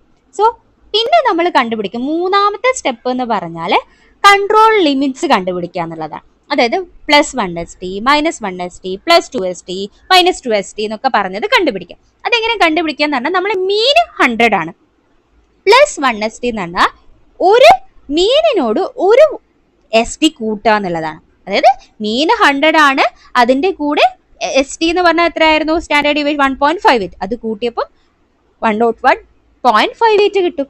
അപ്പൊ -1 ST എന്ന് പറഞ്ഞ -1 ST എന്ന് പറഞ്ഞാൽ ഈ 100നോട് ഒരു 1 ST കുറയ്ക്കുക, അപ്പോൾ 100 - 1.58 കിട്ടും. അപ്പൊ +2 ST എന്ന് പറഞ്ഞാൽ എന്തായിരിക്കും 100നോട് 2 ST, 2 × ST, അതായത് 1.5 × 2 അത് കൂട്ടണം. അപ്പൊ നമുക്ക് 1.3 × 16 കിട്ടും. ഒന്നുമില്ല, +1 ST എന്ന് പറഞ്ഞാൽ മീനിനോട് ഒരു സ്റ്റാൻഡേർഡ് ഡീവിയേഷൻ കൂട്ടുക, -2 ST എന്ന് പറഞ്ഞാൽ -1 ST എന്ന് പറഞ്ഞാൽ മീനിനോട് ഒരു ST കുറയ്ക്കാം. അപ്പം +2 ST എന്ന് പറഞ്ഞാലോ മീനിനോട് 2 സ്റ്റാൻഡേർഡ് ഡീവിയേഷൻ കൂട്ടുക, അതായത് 100 + 2 × 1.58 വരും. ഓക്കെ, അപ്പോൾ -2 ST എന്ന് പറഞ്ഞാലോ 100നോട് 2 2 ST കുറയ്ക്കണം. അപ്പോൾ +3 ST എന്ന് പറഞ്ഞാലോ നമ്മുടെ മീനിനോട് 3 സ്റ്റാൻഡേർഡ് ഡീവിയേഷൻ കൂട്ടണം. അപ്പോൾ എങ്ങനെ ഇക്വേഷൻസ് വരും? എങ്ങനെയായിരിക്കും നമ്മൾ അതിൻ്റെ ഇക്വേഷൻസ് വരുന്നത്? +3 STന്റെ ഇക്വേഷൻ എങ്ങനെയായിരിക്കും വരിക? 100 + 3 × 1.58 വരും. അപ്പോൾ -2 STൻ്റെതോ 100 - 3 × 1.58. സോ ഇവിടെ നിങ്ങൾക്ക് എങ്ങനെയാണ് കിട്ടുന്നത്, ആൻസർ കിട്ടുന്നത് കാൽക്കുലേറ്റ് ചെയ്യുക. ഞാൻ ആ ഒരു മെത്തേഡ് പറഞ്ഞിട്ടുള്ളൂ. സോ അങ്ങനെ ഈ ഒരു ലിമിറ്റും കണ്ടുപിടിച്ചു. +1 ST അപ്പോൾ എത്രയാണെന്ന് കണ്ടുപിടിച്ചു, -1 ST എത്രയാണെന്ന് കണ്ടുപിടിച്ചു. സോ ഇനി നമ്മളിത് LGA ചാർട്ടിൽ പ്ലോട്ട് ചെയ്യണം. ഓൾറെഡി നമ്മൾ ഇങ്ങനെ പ്ലോട്ട് ചെയ്തിട്ടുണ്ടെങ്കിൽ ഇത് നമ്മൾ LGA ചാർട്ട് നമ്മൾ ഡേയ്സും പ്ലോട്ട് ചെയ്തു, ഇവിടെ കിട്ടിയ വാല്യൂം പ്ലോട്ട് ചെയ്തു. ഫസ്റ്റ് നമ്മൾ ഇതിൽ മാർക്ക് ചെയ്യേണ്ടത് മീനാണ്. മീൻ എന്ന് പറഞ്ഞാൽ നമ്മൾ ആവറേജ് വാല്യൂ, നമുക്ക് കിട്ടിയത് 100 ആയിരുന്നു, അതാണ് നമ്മുടെ സെൻട്രൽ ലൈൻ. നമ്മുടെ ക്വസ്റ്റ്യൻ അതായിരുന്നു, LGA ചാർട്ടിലെ സെൻട്രൽ ലൈൻ എന്താ ഇൻഡിക്കേറ്റ് ചെയ്യുന്നത്? മീൻ. അപ്പോൾ ആദ്യം LGA ചാർട്ടിൽ എന്ത് മാത്രമേ ഉണ്ടാവുള്ളൂ, നമ്മളെ ഡേയ്സും കൊടുത്തിട്ടുണ്ടാവും, ഇവിടെ കിട്ടിയ വാല്യൂം കൊടുത്തിട്ടുണ്ട്. സോ അപ്പോൾ ആദ്യം നമ്മൾ മീൻ കണ്ടുപിടിച്ചു 100 ആണെന്ന് കിട്ടിയപ്പോൾ നമ്മളത് സെൻട്രലായിട്ട് മാർക്ക് ചെയ്തു. പിന്നെ നമുക്ക് കിട്ടുന്നത് സ്റ്റാൻഡേർഡ് ഡീവിയേഷൻ ആണ്. സ്റ്റാൻഡേർഡ് ഡീവിയേഷന് ഇവിടെ ഡയറക്റ്റ് മാർക്ക് അല്ല ചെയ്യേണ്ടത്, നമ്മൾ സ്റ്റാൻഡേർഡ് ഡീവിയേഷൻ കണ്ടിട്ട് ആദ്യം +1 ST കാണണം. +1 ST എന്ന് പറഞ്ഞാൽ മീനിനോട് ഒരു ST കൂട്ടിയത്, അതായത് 101.58, അത് നമ്മളിവിടെ മാർക്ക് ചെയ്തു, കണ്ടോ. പിന്നെ -1 ST, അതായത് മീനിനോട് ഒരു ST കുറച്ച് 1.58 കുറച്ചത്, അത് ഇവിടെ മാർക്ക് ചെയ്തു. +2 ST മാർക്ക് ചെയ്യണം. ഓക്കെ, പിന്നെ -2 ST മാർക്ക് ചെയ്യണം. +3 ST എത്രയാണോ കിട്ടിയത് വാല്യൂ അത് നമ്മൾ കൃത്യമായിട്ട് ഇവിടെ അളന്ന് മാർക്ക് ചെയ്യാം. സോ അങ്ങനെ +3 STയും -2 STയും മാർക്ക് ചെയ്തു. സോ ഇങ്ങനെ മാർക്ക് ചെയ്താൽ നമ്മൾ LGA ചാർട്ടിന്റെ മാർക്കിങ് കഴിഞ്ഞു. എന്നിട്ട് നമ്മൾ ചെയ്യാറുള്ളത്, സോ ഇത് റിലേറ്റഡ് ആയിട്ടുള്ള കുറച്ച് ടേംസ് ആണ്. പിന്നെ ഇത് റിലേറ്റഡ് ആയിട്ട് എങ്ങനെ നമ്മൾ പറഞ്ഞല്ലോ LGA ചാർട്ട് പ്ലോട്ട് ചെയ്തിട്ടാണ് നമ്മൾ എറേഴ്സ് കണ്ടുപിടിക്കുക. സോ അത് വെസ്റ്റ്ഗാർഡ് റൂൾ വെച്ചിട്ടാണ് കണ്ടുപിടിക്കുന്നത്. അത് നമ്മൾ നെക്സ്റ്റ് ക്വസ്റ്റ്യനിൽ ഡിസ്കസ് ചെയ്യും. അതിന്റെ മുന്നേ എന്താണ് ഈ ഒരു LGA ചാർട്ട് വെച്ചിട്ടുള്ള കുറച്ച് ടേംസും കൂടി പറഞ്ഞു തരാം. ഫസ്റ്റ് നമ്മൾ ഓൾറെഡി നേരത്തെ പറഞ്ഞ മീൻ എന്ന് പറഞ്ഞാൽ ആവറേജ് വാല്യൂ, മൊത്തത്തിൽ നമ്മൾ കിട്ടിയ വാല്യൂസ് ആഡ് ചെയ്ത് ഡിവൈഡഡ് ബൈ n ചെയ്താൽ നമുക്ക് ആവറേജ് വാല്യൂ കിട്ടും. എന്നാൽ മീഡിയൻ എന്ന് പറഞ്ഞാൽ മിഡിൽ വാല്യൂ ആണ്. മിഡിൽ വാല്യൂ എന്ന് കിട്ടിയതെന്ന് പറഞ്ഞാൽ ഇപ്പം നമുക്ക് 1 2 3 4 5 അല്ലെങ്കിൽ ഫസ്റ്റ് റിസൾട്ട് കിട്ടിയത് 98 101 100 എന്നുള്ള രീതിയിലാണെങ്കിൽ മീഡിയൻ വാല്യൂ എന്ന് പറഞ്ഞാൽ മിഡിൽ വാല്യൂ, അത് നമുക്ക് എങ്ങനെ കിട്ടണം? ആദ്യം നമ്മൾ ഒരു ഇൻക്രീസിങ് ഓർ ഡിക്രീസിങ് ഓർഡറിൽ അറേഞ്ച് ചെയ്യണം. അപ്പോൾ 98 101 100 ഇങ്ങനെയാണ് കിട്ടിയതെങ്കിൽ ആദ്യം നമ്മൾ എങ്ങനെ ഓർഡർ ചെയ്യണം? 98 100 101 എന്നുള്ള രീതിയിൽ അറേഞ്ച് ചെയ്യാം. എന്നിട്ട് നമുക്ക് മിഡിൽ കിട്ടുന്ന വാല്യൂ ആണ് ഈ മീഡിയൻ വാല്യൂ എന്ന് പറയുന്നത്. മോഡ് എന്ന് പറയുന്നത് മോസ്റ്റ് ഫ്രീക്വന്റ് വാല്യൂ ആണ്, മോസ്റ്റ് ഫ്രീക്വന്റ്ലി ഒക്കർ ചെയ്യുന്ന വാല്യൂ എന്ന് വെച്ചാൽ അപ്പോൾ 1 2 1 1 2 1 1 ഇങ്ങനെയാണ് നമുക്ക് കിട്ടിയ റിസൾട്ട് എങ്കിൽ കൂടുതലായിട്ട് വന്ന റിസൾട്ട് ഏതാ? 1 എന്നുള്ളതല്ലേ. സോ അതാണ് മോസ്റ്റ് മോഡ് എന്നുകൊണ്ട് ഉദ്ദേശിക്കുന്നത്. സോ അതാണ് നമ്മൾ മീനും മീഡിയനും മോഡും. സോ ചിലപ്പം ക്വസ്റ്റ്യൻ ചോദിക്കുക, അതുകൊണ്ട് ഞാൻ പറഞ്ഞു എന്നേ ഉള്ളൂ. പിന്നെ സ്റ്റാൻഡേർഡ് ഡീവിയേഷൻ എന്ന് പറഞ്ഞല്ലോ, ഞാൻ ഓൾറെഡി പറഞ്ഞു. നമ്മൾ മീനിന്ന് എത്രത്തോളം ഡീവിയേറ്റ് ചെയ്തിട്ടാണ് റിസൾട്ട് വരുന്നതെന്നാണ് ഈ സ്റ്റാൻഡേർഡ് ഡീവിയേഷനോട് ഉദ്ദേശിക്കുന്നത്. സോ അതിൽ നമ്മൾ എങ്ങനെയാണ് കണ്ടുപിടിക്കേണ്ട ഫോർമുലേഷനും വന്നു. ഇപ്പോൾ സ്റ്റാൻഡേർഡ് ഡീവിയേഷൻ കൂടുക എന്ന് പറയുമ്പോൾ കുറേ വേരിയബിൾ നമ്മൾ മീനിനോട് കിട്ടുന്ന റിസൾട്ട് നല്ല രീതിയിൽ വേരിയേഷൻസ് ഉണ്ട് എന്നാണ് കാണിക്കുന്നത്. പിന്നെ കോഎഫിഷ്യന്റ് വേരിയേഷൻ, നമ്മളിപ്പോൾ പറഞ്ഞ സ്റ്റാൻഡേർഡ് ഡീവിയേഷൻസ് ഇല്ലേ, മീനും തമ്മിലുള്ള വേരിയേഷൻ ആണ്. സോ അത് നമ്മൾ പെർസെൻറ്റേജിൽ എക്സ്പ്രസ് ചെയ്യുന്നതിനെയാണ് നമ്മൾ കോഎഫിഷ്യന്റ് വേരിയേഷൻ എന്ന് പറയുന്നത്. സോ അതിന്റെ ഇക്വേഷൻ ഒന്ന് പഠിച്ചു വെച്ചോളൂ. Standard deviation by mean into 100 എന്നുള്ളതാണ് നമ്മൾ കോഎഫിഷ്യന്റ് വേരിയേഷന്റെ ഇക്വേഷൻ എന്ന് പറയുന്നത്, S D by mean into 100 എന്നുള്ളത്. സോ അതൊക്കെ ചോദിക്കുന്നതാണ്, ക്വസ്റ്റ്യൻ പേപ്പറിൽ ചോദിച്ചിട്ടുമുണ്ട്. സ്റ്റാൻഡേർഡ് ഡീവിയേഷന്റെ ഇക്വേഷൻസും അതുപോലെ തന്നെ മീനിന്റെ കോഎഫിഷ്യന്റ് ഓഫ് വേരിയേഷന്റെ ഇക്വേഷൻസ് ഒക്കെ ചോദിച്ചിട്ടുണ്ട്. അപ്പോൾ നമുക്ക് എന്ത് വരെ എൽ ജെ ചാർട്ട് പ്ലോട്ട് എന്ത് വരെ കഴിഞ്ഞു അല്ലെ. ഇനി അടുത്ത ക്വസ്റ്റ്യൻ ആണ്, Westgard multi rule for oneness indicate that 4 consecutive observations had exceeded the mean plus oneness or the mean minus oneness. This control rule is sensitive to which type of analytical errors? Option A bias error, option B random error, option C systematic error, option D imprecision error. നമ്മൾ വെസ്റ്റ്ഗാർഡ് റൂളിൽ 4 oneness എന്നുള്ള rule ഏത് എറേഴ്സിന് example ആണ്. ഞാൻ പറഞ്ഞു നമ്മൾ L J chart plot ചെയ്താൽ നമുക്ക് ഏതൊക്കെ ടൈപ്പ് എറേഴ്സുകൾ ഉണ്ടാവും ലാബിൽ ഉണ്ടെന്ന് കണ്ടുപിടിക്കാൻ പറ്റും. വെറുതെ നമ്മൾ ക്യൂ സി ചെയ്യാന്നല്ല, അത് കുറേ ക്യൂ സി എടുത്ത് വെച്ച് എൽ ജെ ചാർട്ട് ചെയ്യണം. ആ എൽ ജെ ചാർട്ട് വെച്ചിട്ട് നമ്മൾ മീനും സ്റ്റാൻഡേർഡ് ഡീവിയേഷനും കണ്ടുപിടിച്ച് അതിൽ വീണ്ടും അത് മാർക്ക് ചെയ്തതിന് ശേഷം നമ്മൾ എങ്ങനെയാണ് അതിൽ എറേഴ്സ് കണ്ടുപിടിക്കുക എന്നാണ് ഈ വെസ്റ്റ്ഗാർഡ് റൂളിൽ പറയാനുള്ളത്. സോ അതിൽ ഇപ്പൊ പറഞ്ഞിരിക്കുന്ന ഈ 4 oneness റൂൾ എന്ന് പറയുന്നത് സിസ്റ്റമിക് എറേഴ്സ്. ഞാനത് എങ്ങനെയാണെന്ന് എക്സ്പ്ലെയിൻ ചെയ്ത് തരാം. സോ നമുക്ക് ആദ്യം എന്താണ് ഈ random error, systemic error, bias, trend, shift, ഇങ്ങനെയുള്ള കുറച്ച് ടേംസ് ഉണ്ട്. ആദ്യം അത് എന്താണെന്ന് മനസ്സിലാക്കി വെക്കുക, എന്നിട്ട് റൂളിലേക്ക് വരാം. ഈ റാൻഡം എറേഴ്സ് എന്ന് പറഞ്ഞാൽ നമ്മൾ പെട്ടെന്നുണ്ടാകും അൺപ്രഡിക്റ്റബിൾ ആയിട്ടുള്ള എറേഴ്സ് ഉണ്ടാവില്ലേ, ഓക്കെ, അതിനെയാണ് നമ്മൾ റാൻഡം എറേഴ്സ് എന്ന് പറയുന്നത്. ഇപ്പോൾ ഒരേ സാധനം, ഇപ്പോൾ ഒരു ക്യൂ സി തന്നെ നമ്മൾ ഫസ്റ്റ് ടൈം ചെയ്തപ്പോൾ കറക്റ്റ് ആണ്, രണ്ടാമത് ചെയ്തപ്പോൾ കറക്റ്റ് കിട്ടി, മൂന്നാമത് ചെയ്തപ്പോൾ ചിലപ്പോൾ എന്താ ചെയ്യും, പെട്ടെന്ന് റിസൾട്ട് വേരിയേഷൻസ് കാണിക്കുകയാണ്. അതായത് പ്രിസിഷൻ ആണ് എഫക്ട് ചെയ്യുന്നത്. കാരണം നാലാമത് ചെയ്തപ്പോൾ ശരിക്കും കറക്റ്റായി. കാരണം ഇപ്പോൾ പിപ്പറ്റിങ്ങിൽ ഉണ്ടാവുന്ന എറേഴ്സ്, സോ എപ്പോഴും പിപ്പറ്റിങ്ങിൽ എറേഴ്സ് റിപ്പീറ്റഡ് ആയിട്ട് വരില്ല അല്ലെ. സോ എപ്പോഴെങ്കിലും വരുന്ന അൺപ്രഡിക്റ്റബിൾ ആയിട്ടുള്ള എറേഴ്സിനെയാണ് നമ്മൾ റാൻഡം എറേഴ്സ് എന്ന് പറയുന്നത്. എപ്പം വേണമെങ്കിലും വരാൻ പറ്റുന്ന എപ്പോഴെങ്കിലും ഒക്കെ ഉണ്ടാവുന്ന റിസൾട്ട്. അപ്പോൾ എല്ലാ ടെസ്റ്റ് റിസൾട്ടിനെയും ഇപ്പോൾ ഫസ്റ്റ് ടൈം ആ എറർ വന്നാൽ രണ്ടാമത്തെ പ്രാവശ്യം ആ എറേഴ്സ് വരണം എന്ന് നിർബന്ധമില്ല.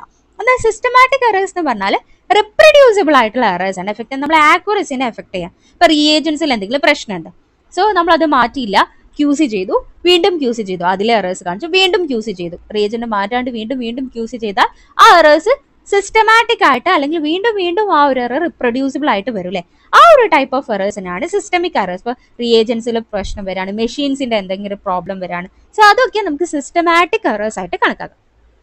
ബയാസ് എന്ന് പറഞ്ഞാൽ bias is the consistent deviations from the true value in the form of systematic error. So നമ്മൾ ഈ ട്രൂ വാല്യൂ ആയിട്ട് കൺസിസ്റ്റന്റ് ആയിട്ട് ഡീവിയേഷൻസ് വരും സ്ഥിരമായിട്ട്.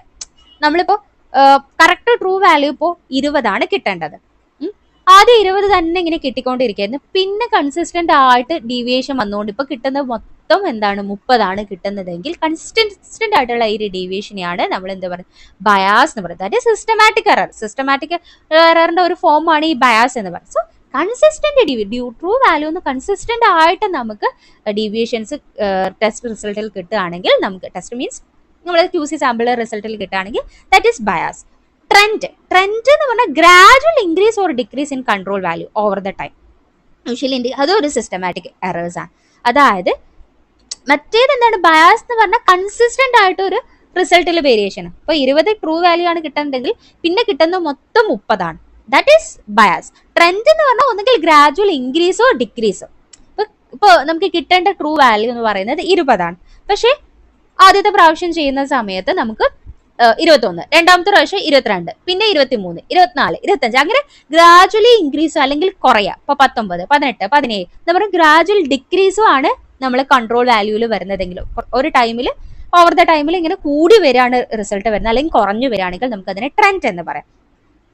ഷിഫ്റ്റ് എന്ന് പറഞ്ഞാൽ അവിടെ നമുക്ക് പെട്ടെന്ന് ഉണ്ടാവുന്ന ഒരു ക്യൂ സി വാല്യൂയിൽ ഒരു ന്യൂ ലെവലിലേക്ക് പെട്ടെന്ന് ഉണ്ടാവുന്ന ചേഞ്ച്. ഇപ്പോൾ റിയേജൻസിൻ്റെയോ എക്യുപ്മെന്റ്സിൻ്റെയോ ഒക്കെ പ്രശ്നം കാരണം പെട്ടെന്ന് ഒരു ചേഞ്ച് ഉണ്ടാവുകയാണ്. ഓക്കെ, ആ ഒരു ന്യൂ ലെവൽ ഇപ്പോൾ ആദ്യമൊക്കെ കറക്റ്റ് ആയിരുന്നു കിട്ടിയത്, പെട്ടെന്ന് മൊത്തത്തിൽ മാറി വേറെ എവിടെയോ റിസൾട്ട് വരികയാണ്. സോ അങ്ങനെ ഉണ്ടാവുന്നതിനെയാണ് നമ്മൾ ഷിഫ്റ്റ് എന്ന് പറയുന്നത്. റിയേജന്റിന്റെ എക്യുപ്മെന്റോ ഇഷ്യൂ കാരണം പെട്ടെന്ന് ഒരു കൺസിസ്റ്റന്റ് ആയിട്ട് വേറെ രീതിയിലേക്ക് പോവാണ്. കൺസിസ്റ്റന്റ് ആയിട്ട് തന്നെ ആദ്യ പ്രശ്നങ്ങളൊന്നും ഉണ്ടാവില്ല, പക്ഷെ പെട്ടെന്ന് ഒരു സഡൻ ചേഞ്ചസ് ഉണ്ടായിട്ട് വേറൊരു രീതിയിലേക്ക് പോവുകയാണെങ്കിൽ ദാറ്റ് ഇസ് ഷിഫ്റ്റ് എന്ന് പറയുന്നത്.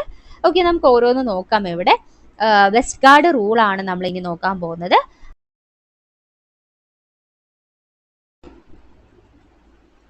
വെസ്റ്റ്ഗാർഡ് റൂൾ നോക്കാം നമുക്കിവിടെ. ഫസ്റ്റ് റൂൾ എന്ന് പറഞ്ഞാൽ 1 towards റൂൾ ആണ്. 1 towards റൂൾ എന്ന് പറഞ്ഞാൽ നമ്മൾ ഒരു വാല്യൂ, നമുക്ക് കിട്ടിയിരിക്കുന്ന ഒരു വാല്യൂ പ്ലസ് 2st മുകളിലോ മൈനസ് 2st മുകളിലോ നമുക്ക് വാല്യൂ കിട്ടുകയാണെങ്കിൽ ദാറ്റ് ഈസ് 1 towards റൂൾ. ഇതൊരു എന്താണ്, വാർണിംഗ് റൂൾ ആണ്. കാരണം നമുക്ക് അതിനുശേഷം എന്താണ്, നമുക്ക് എറേഴ്സ് വരാം. കാരണം ഇപ്പോൾ 1 3s അല്ലെങ്കിൽ 2 2s ഒക്കെ വന്നു കഴിഞ്ഞാൽ അത് റിജക്ഷൻ റൂളാണ്. അപ്പോൾ നമുക്ക് എന്തെങ്കിലും മിസ്റ്റേക്സുകൾ ഉണ്ട്, അത് കറക്റ്റ് ചെയ്യണം എന്നുള്ള ഒരു റൂളാണ് ഈ 1 towards റൂൾ എന്ന് പറയുന്നത്. അതൊരു ക്വസ്റ്റ്യൻ പേപ്പറിൽ കണ്ടിട്ടുണ്ട്. വാർണിംഗ് റൂൾ ഏതാ? 1 towards ആണ്. 1 towards പറഞ്ഞാൽ ഒരു വാല്യൂ 2st മുകളിലോ അല്ലെങ്കിൽ മൈനസ് 2st മുകളിലോ പ്ലസ് 2st മുകളിലോ പോവുക എന്നുള്ളതാണ് ഉദ്ദേശിക്കുന്നത്. ഇപ്പോൾ ഇതിൽ ഞാൻ കാണിച്ചു തരാം, ഒന്ന് കാണിച്ചു തരാം. അതായത് നമ്മൾ 2s ഏതാ? ഇതാണ് 2st. 2s എന്ന് ഉദ്ദേശിച്ചാൽ 2st. അപ്പോൾ ഒരൊറ്റ വാല്യൂ നമുക്ക് കിട്ടിയിരിക്കുന്നത് ഇവിടെയാണ്. ഈ ഒരു വാല്യൂ കിട്ടിയിരിക്കുന്നത് ഇവിടെയാണെങ്കിൽ നമുക്ക് എന്ത് പറയാം? കിട്ടിയിരിക്കുന്ന വാല്യൂ ഇതാണെങ്കിൽ ഇത് 1 2s എന്ന് പറയാം. കാരണം എന്താണ്, ഒരു വാല്യൂ 2s മുകളിൽ പോയി. ഇതൊരു വാർണിംഗ് റൂളാണ്. ഇങ്ങനെ വന്നു കഴിഞ്ഞാൽ അത്ര നല്ലതല്ല. കാരണം നമുക്ക് കിട്ടുന്ന റിസൾട്ട് എപ്പോഴും ഈ മീഡിയനുമായിട്ട് അടുത്തായിരിക്കണം. കാരണം അതാണ് ആവറേജ് വാല്യൂ. സോ അതുമായിട്ട് അടുത്തായിരിക്കണം നമുക്ക് കിട്ടുന്ന കൺട്രോൾ വാല്യൂ എന്ന് പറയാം. സോ 1 2s ആണ് കിട്ടിയിരിക്കുന്നത്. അതൊരു വാർണിംഗ് റൂളാണ്. ഒരു വാല്യൂ 2s മുകളിൽ അല്ല, അതല്ല, ഇനി 2s താഴെ ഇങ്ങനെ വന്നാലും ഇത് 1 2s ആണ് കേട്ടോ. സോ ഇത് വെച്ചിട്ട് ബാക്കിയുള്ളതും കൂടി പറഞ്ഞുതരാം. അപ്പോൾ 1 3s എന്ന് പറഞ്ഞാൽ എന്തായിരിക്കും? യെസ്, ഒരു വാല്യൂ പ്ലസ് 3st അല്ലെങ്കിൽ മൈനസ് 3st പുറത്തേക്ക് പോയാൽ ദാറ്റ് ഈസ് 1 3s. അതൊരു റാൻഡം എറർ ആണ്. അതുപോലെ തന്നെ റിജക്ഷൻ റൂളാണ്. റാൻഡം ആയിട്ട് ഉണ്ടാവുന്ന എറേഴ്സ് ആണ്. 2 2s എന്ന് പറയുമ്പോൾ 2 വാല്യൂ ആയി. നമ്മൾ 2st മുകളിലോ അല്ലെങ്കിൽ 2st താഴെയോ 2 വാല്യൂ വരികയാണ്. സോ അതൊരു സിസ്റ്റമാറ്റിക് എറർ ആയില്ലേ. കാരണം 2st മുകളിൽ 2 പ്രാവശ്യം വരിക, അല്ലെങ്കിൽ 2st താഴെ 2 പ്രാവശ്യം എന്ത് വന്ന് കോൺസിക്യൂട്ട് 2 അടുത്തടുത്ത് എന്ത് വരികയാണ്? 2 വാല്യൂസ് വരികയാണ്. സോ അതാണ് 2 2s. 2 അടുത്തടുത്ത് 2st മുകളിലോ അല്ലെങ്കിൽ 2st താഴെയോ 2 അടുത്തടുത്ത് വാല്യൂസ് വരികയാണെങ്കിൽ അത് എന്താണ്? 2 2s ആണ്. അതൊരു സിസ്റ്റമാറ്റിക് എറർ ആണ്. കാരണം അതുകൊണ്ടല്ലേ വീണ്ടും റിപ്പീറ്റഡ് ആയിട്ട് വന്നതാണ് 2st മുകളിൽ. ഇനി R4s എന്ന് പറഞ്ഞാൽ 2, അതായത് 1 R4s റേഞ്ച് 4 2s എന്ന് ഉദ്ദേശിക്കുന്നത് ഒരു വാല്യൂ 2st നീ കാണിച്ചു തരാം. ഓക്കെ, R4s എന്ന് പറയുമ്പോൾ ഒരു വാല്യൂ നമുക്ക് വന്നിരിക്കുന്നത് എവിടെയാണ്? R4s നോക്കിയേ, ഒരു വാല്യൂ പ്ലസ് 2st മുകളിൽ, ഒരു വാല്യൂ മൈനസ് 2st താഴെ. ഇങ്ങനെ വരുമ്പോൾ മൊത്തത്തിൽ എത്രത്തോളം ഡിഫറൻസ് വന്നു? 4 സ്റ്റാൻഡേർഡ് ഡീവിയേഷൻ ഡിഫറൻസ് വന്നില്ലേ? ഇതിനെയാണ് R4s എന്ന് പറയുന്നത് കേട്ടോ.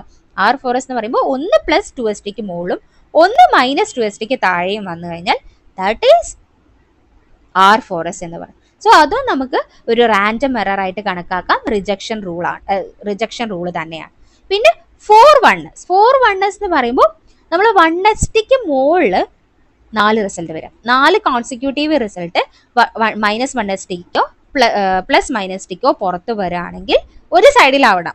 സോ അങ്ങനെയാണെങ്കിൽ നമുക്ക് 4 1s എന്ന് പറയാം. നോക്കിക്കേ, 4 1s, യെസ് 4 1s 4 വാല്യൂ 1. ഇപ്പോൾ മൈനസ് 1st താഴെ 4 വാല്യൂ വന്നു അല്ലേ? മൈനസ് 1st താഴെ 4 വാല്യൂസ് വന്നു. അപ്പോൾ 4 വാല്യൂസ് മൈനസ് 1st താഴെ വന്നപ്പോൾ 4 1s റൂള് ആയി. ഓക്കെ, അത് എന്ത് റൂളാണ്? യെസ്, അത് സിസ്റ്റമാറ്റിക് റൂളാണ്. കാരണം റിപ്പീറ്റഡ് ആയിട്ട് ആ മൈനസ് 1st താഴെ അടുപ്പിച്ച് 4 വാല്യൂ ഒരുമിച്ച് വരില്ല. അപ്പോൾ എന്തെങ്കിലും സിസ്റ്റമാറ്റിക് എറേഴ്സ് ഉണ്ട്, അതുകൊണ്ടാണ് അങ്ങനെ. അതും റിജക്ഷൻ റൂളാണ്. നെക്സ്റ്റ് 10x എന്ന് പറഞ്ഞാൽ 10 റിസൾട്ട് 10 റിസൾട്ട് ഒരേ സൈഡിൽ വരാം. ഏതിനായിക്കോട്ടെ, നമുക്ക് 10 consecutive control fall on one side of the mean within 1ST or more. 1STക്ക് മുകളിലോ അല്ലെങ്കിൽ മുകളിൽ ഉള്ളിലോ പുറത്തേക്കോ ആയിട്ട് ഒരേ സൈഡിൽ തന്നെ 10 വാല്യൂ അടുപ്പിച്ചടുപ്പിച്ച് +1STക്കോ അല്ലെങ്കിൽ -1STക്കോ താഴെയായിട്ട് ഇങ്ങനെ വരുന്നതിനെയാണ് നമ്മൾ എന്ത് പറയുന്നത്? യെസ്, 10x എന്ന് പറയുന്നത്. അതൊരു റിജക്ഷൻ റൂളാണ്, സിസ്റ്റമാറ്റിക് എറർ ആണ്, അതുപോലെ ബയാസ് ആണ്. നമ്മൾ നേരത്തെ പറഞ്ഞിട്ടില്ലായിരുന്നോ, ബയാസ് എന്ന് പറഞ്ഞാൽ കോൺസിസ്റ്റന്റ് ആയിട്ട് ഡീവിയേഷൻസ് ഉണ്ടാവുകയാണ്, ട്രൂ വാല്യൂന്ന് ഡീവിയേഷൻ ഉണ്ടാവുന്നത്, that is bias. Okay, so ഇത്രയാണ് നമ്മൾ ഇതിൽ പറയാനുള്ളത്. ഓക്കെ, നമ്മൾ LG ചാർട്ട് പറഞ്ഞു, വെസ്റ്റ്ഗാർഡ് റൂള് പറഞ്ഞു. ഇനി നമ്മൾ ലാസ്റ്റ് ഒരു ചെറിയൊരു പോർഷൻസും കൂടി നോക്കുന്നുണ്ട്. നമ്മൾ ഇന്റേണൽ ക്വാളിറ്റി പ്രോഗ്രാംസ് കൺട്രോൾസും എക്സ്റ്റേണൽ ക്വാളിറ്റി കൺട്രോൾ. എന്താണ് ഈ internal and external quality control എന്ന് പറയുന്നത്? അപ്പോൾ നമുക്ക് ഒരു ലാബ് നടത്തുന്ന സമയത്ത് എന്തായാലും ഇന്റേണൽ ക്വാളിറ്റി കൺട്രോൾസ് ഉണ്ടാവണം അല്ലേ? നമ്മൾ തന്നെ ഒരു കൺട്രോൾ മെറ്റീരിയൽസ് യൂസ് ചെയ്യും. നമുക്ക് ചിലപ്പോൾ പുറത്തുനിന്ന് പ്രൊവൈഡ് ചെയ്യുന്ന മെറ്റീരിയൽസ് ആവാം, അല്ലെങ്കിൽ നമ്മൾ പർച്ചേസ് ചെയ്യുന്ന മെറ്റീരിയൽസ് യൂസ് ചെയ്തിട്ട് നമ്മൾ അതിൻ്റെ റിസൾട്ടും കാര്യങ്ങളും നമ്മളെ കയ്യിൽ തന്നെ ഉണ്ടാവും. ക്യൂസിൻ്റെ കറക്റ്റ് ട്രൂ വാല്യൂവും കാര്യങ്ങളും നമ്മളെ കയ്യിൽ തന്നെ ഉണ്ടാവും. നമ്മൾ മെഷീൻസിൽ കൊടുത്തിട്ട് അതിൻ്റെ റിസൾട്ട് വെച്ചിട്ട് LG ചാർട്ട് വരച്ച് നമ്മൾ തന്നെ മോണിറ്റർ ചെയ്യുന്നതിനെയാണ് ഇന്റേണൽ ക്വാളിറ്റി കൺട്രോൾ എന്ന് പറയുന്നത്. എക്സ്റ്റേണൽ ക്വാളിറ്റി ആണെങ്കിലോ നമുക്കൊരു അൺനോൺ സാമ്പിൾ തരും, നമ്മൾ അതിന്റെ കറക്റ്റ് റിസൾട്ട് അറിയില്ല, നമുക്ക് കിട്ടിയിരിക്കുന്ന റിസൾട്ട് നമ്മൾ അവർക്ക് അയച്ചു കൊടുത്തിട്ട് അവർ കമ്പയർ ചെയ്യാണ്. അപ്പോൾ ബാക്കിയുള്ള ലാബിലുള്ള കാര്യങ്ങളൊക്കെ വെച്ച് അവർക്ക് കിട്ടുന്ന റിസൾട്ട് അവരെ ട്രൂ വാല്യൂ ആയിട്ട് കമ്പയർ ചെയ്തിട്ട് നമുക്ക് അതിന്റെ റിപ്പോർട്ട് അയച്ചു തരും. That is external control programme എന്ന് പറയും. സോ നമ്മളെ ഇന്റേണൽ കൺട്രോൾ പ്രോഗ്രാം നമ്മൾ ആക്യുറസിയും പ്രിസിഷൻസും നമ്മൾ ഡേ ടു ഡേ റിസൾട്ടിൽ എൻഷുർ ചെയ്യാൻ വേണ്ടിയിട്ടാണ് നമ്മൾ ഇന്റേണൽ ക്വാളിറ്റി കൺട്രോൾസ് യൂസ് ചെയ്യുന്നത്. എന്നാൽ എക്സ്റ്റേണൽ ക്വാളിറ്റി കൺട്രോൾ എന്ന് പറയുമ്പോൾ കുറച്ചും കൂടി നമ്മൾ ബാക്കിയുള്ള ലാബുമായിട്ട് കമ്പയർ ചെയ്യാനും കുറച്ചും കൂടി നമ്മളെ നിലവാരം അല്ലെങ്കിൽ QC കൺട്രോൾസ് ഒക്കെ ഉയർത്താൻ വേണ്ടിയിട്ടാണ് നമ്മൾ എക്സ്റ്റേണൽ ക്വാളിറ്റി കൺട്രോൾസ് യൂസ് ചെയ്യാറുള്ളത്. സോ നമ്മൾ ഇന്റേണൽ കൺട്രോൾ ആണെങ്കിൽ നമ്മൾ ഡെയിലി അല്ലെങ്കിൽ പെർ ബാച്ചിലൊക്കെ നമ്മൾ റൺ ചെയ്യാറുണ്ട് അല്ലേ? എന്നാൽ എക്സ്റ്റേണൽ കൺട്രോൾ ആണെങ്കിൽ ക്വാളിറ്റി ആണെങ്കിൽ നമ്മൾ അത് പീരിയോഡിക്കലി മന്ത്ലിയോ അല്ലെങ്കിൽ ക്വാർട്ടർലിയോ ഇയർലി അങ്ങനെയായിരിക്കും നമ്മൾ എക്സ്റ്റേണൽ ക്വാളിറ്റി കൺട്രോൾ ചെയ്യാറുള്ളത്. സോ ഇന്റേണൽ കൺട്രോളിൽ നമുക്ക് അറിയുന്ന നമ്മൾ ടെസ്റ്റ് വാല്യൂ അറിയുന്ന കൺട്രോൾസ് നമ്മൾ കൊമേഴ്ഷ്യലി പ്രിപ്പയർ ചെയ്യാണ് ചെയ്യുന്നത്. മറ്റേത് എക്സ്റ്റേണൽ ആണെങ്കിൽ നമുക്ക് തീരെ അറിയില്ല, അതിൽ എത്രത്തോളം കോൺസെൻട്രേഷൻ ഉണ്ടെന്നോ അതിന്റെ ട്രൂ വാല്യൂ എത്രയാണെന്നൊന്നും കറക്റ്റ് അറിയാത്ത സാമ്പിൾസ് ആയിരിക്കും നമ്മൾ എക്സ്റ്റേണൽ ക്വാളിറ്റിയിൽ യൂസ് ചെയ്യുന്നത്. സോ അതായത് ഇന്റേണൽ ക്വാളിറ്റിയിൽ നമ്മൾ തന്നെ ലാബ് പേഴ്സണൽ തന്നെ ആയിരിക്കും അത് ഇവാലുവേറ്റ് ചെയ്യുന്നത്. എക്സ്റ്റേണൽ ക്വാളിറ്റിയിലാണെങ്കിൽ എക്സ്റ്റേണൽ ഏജൻസി, ഇപ്പോൾ എയിംസ്, CMC വെല്ലൂർ, NABL പോലെയുള്ളവരായിരിക്കും അതിനെ ഇവാലുവേറ്റ് ചെയ്യുന്നത് എന്നുള്ളത്. സോ അതുപോലെ തന്നെ നമ്മൾ ഇന്റേണൽ കൺട്രോളിലാണെങ്കിൽ നമ്മൾ LG ചാർട്ട്, വെസ്റ്റ്ഗാർഡ് റൂളൊക്കെ വെച്ചിട്ടാണ് നമ്മൾ ഇപ്പം കണ്ടതുപോലെ ആയിരിക്കും നമ്മൾ ചെയ്യുന്നത്. എക്സ്റ്റേണൽ കൺട്രോൾ ആണെങ്കിൽ നമ്മളവിടെ Z സ്കോർസും കാര്യങ്ങളൊക്കെ കുറച്ചും കൂടി ലാബുകൾ തമ്മിൽ എന്ത് ചെയ്യും, അവർ അതിനെ കമ്പയർ ചെയ്യും.